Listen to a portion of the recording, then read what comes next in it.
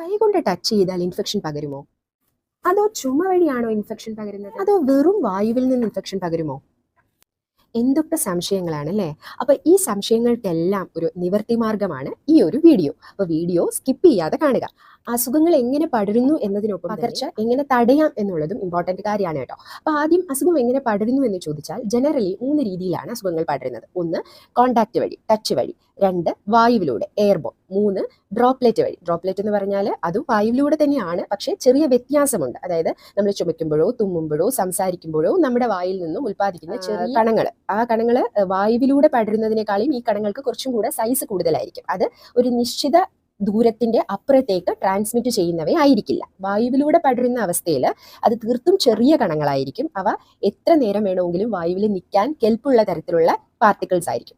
അപ്പൊ ഇനി ഓരോ വിഭാഗത്തിൽ വരുന്ന രോഗാണുക്കളെയും അസുഖങ്ങളെയാണ് കേട്ടോ പറയാൻ പോകുന്നത്. ബേസിക് ആയിട്ടുള്ള കുറച്ച് ഉദാഹരണങ്ങൾ.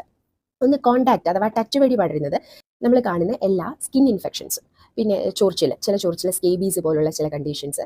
മറ്റൊന്ന് ഡയറിയ, അതായത് വയറിളക്കം ഉണ്ടാക്കുന്ന വൈറസ് ആയിക്കോട്ടെ ബാക്ടീരിയൽ ആയിക്കോട്ടെ. പിന്നെ മഞ്ഞപ്പിത്തം, അങ്ങനെയുള്ള അവസ്ഥ. പിന്നെ കൺജന്റിവൈറ്റിസ്, അതായത് കണ്ണിന് വൈറൽ കൺജന്റിവൈറ്റിസ് ഉണ്ട്, ബാക്ടീരിയലൊക്കെ ഉണ്ട്. അതായത് പൊതുവേ കണ്ടുവരുന്ന അസുഖങ്ങളെയാണ് ഞാനിവിടെ എടുത്തു പറയുന്നത്. ഇതല്ലാതെയും ഒരുപാടുണ്ട്. എന്നാലും പെട്ടെന്ന് ബേസിക് ആയിട്ടുള്ള അവസ്ഥകളിൽ നമ്മൾ ഈ ഒരു രോഗങ്ങൾ ഇങ്ങനെയാണ് പടരുന്നത്. രണ്ടാമത്തെ രീതി ഞാൻ നേരത്തെ പറഞ്ഞതുപോലെ വായുവിലൂടെ പകരുന്നത്, അതായത് വായുവിൽ കുറച്ചു നേരം നിൽക്കുന്ന കണികകളിലൂടെ നമുക്ക് വരുന്ന ഇൻഫെക്ഷൻ. അതിന് സാധാരണ രീതിയിലുള്ള ഉദാഹരണം ഒന്ന് TBയുടെ അണുക്കൾ, പിന്നെ നമ്മൾ ഈ പറയുന്ന ചിക്കൻ ബോക്സിന്റെ വൈറസും വായുവിലൂടെ പകരുന്നതാണ് കേട്ടോ. അതിന് കോണ്ടാക്ട് തന്നെ വേണമെന്നില്ല. അത് 6 അടി കൂടുതലും, അത് വായുവിൽ കുറേ നേരം നിൽക്കുന്നതാണ്. 6 അടി തന്നെ ഏറ്റവും ക്ലോസ് കോണ്ടാക്റ്റിൽ വരണം എന്നില്ല. പേഷ്യൻറ്റുമായിട്ട് ഏറ്റവും അടുത്ത് നിന്ന് സംസാരിക്കണം എന്നില്ല. കുറച്ച് ദൂരെ നിന്നാലും അത് വായുവിലൂടെ പകരുന്ന ഒരു അസുഖമാണ് ചിക്കൻ ബോക്സ്, മീസിൽസ് പോലുള്ള അസുഖം. പിന്നെ ഇപ്പോൾ ഈ കഴിഞ്ഞ കോവിഡ് പോലുള്ള അവസ്ഥ, ഇതെല്ലാം എയർബോൺ ആണ്.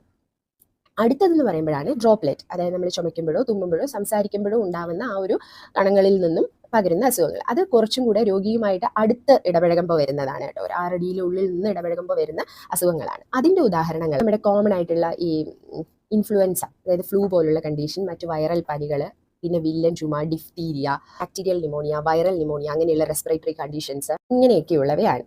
ഇതുപോലുള്ള കാര്യങ്ങൾ തുടർന്ന് അറിയുന്നതിനായിട്ട് ഈ ചാനൽ സബ്സ്ക്രൈബ് ചെയ്യുക, ഈ വീഡിയോ ഫോളോ ചെയ്യുക. Thank you.